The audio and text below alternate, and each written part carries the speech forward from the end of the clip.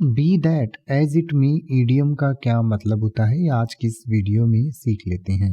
B that as it मी जो idiom है, जो मुहावरा है, उसका इस्तेमाल तब किया जाता है जब आप किसी बात को लेकर उस फैक्ट को मानते भी हैं लेकिन उसमें आप कुछ कर नहीं सकते या सामने वाला फिर भी अपना मन नहीं बदलना चाहता, तो उसके लिए कहा जाता है। यानी कि मान लीजिए कि आप सामने वाले से कहते हैं कि आज बहुत गर्मी है, आज खेलना कैंसिल कर देते हैं या आज क्या खेल पाएंगे, तो सामने वाला कहता है कि जो है सो है पर हमें तो खेलना ही है।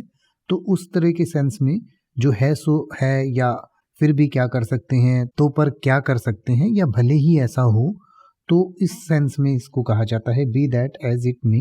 यानी कि the idiom be that as it may is used to acknowledge a point और fact that has been stated or discussed, but to indicate that it may not change the overall argument or conclusion.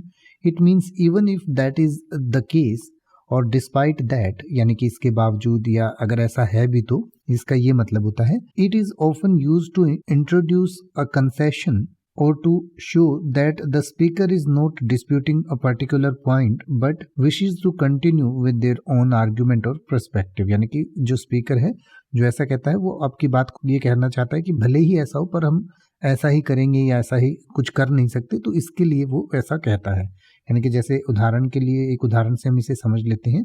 जैसे आप कहें कि the weather is terrible today but we still need to go to the meeting, यानी कि भले ही आज मौसम खराब है लेकिन हमें तो मीटिंग के लिए जाना ही होगा। तो सामने वाला फिर इसके जवाब में आपको कहता है be that as it may, यानी कि जो है सो है। वी शुड ब्रिंग अम्ब्रेलाज, यानी कि हमें छतरी लेकर चलना चाहिए, छाता लेकर चलना चाहिए। तो इस तरीके से इसका इस्तेमाल किया जा सकता है।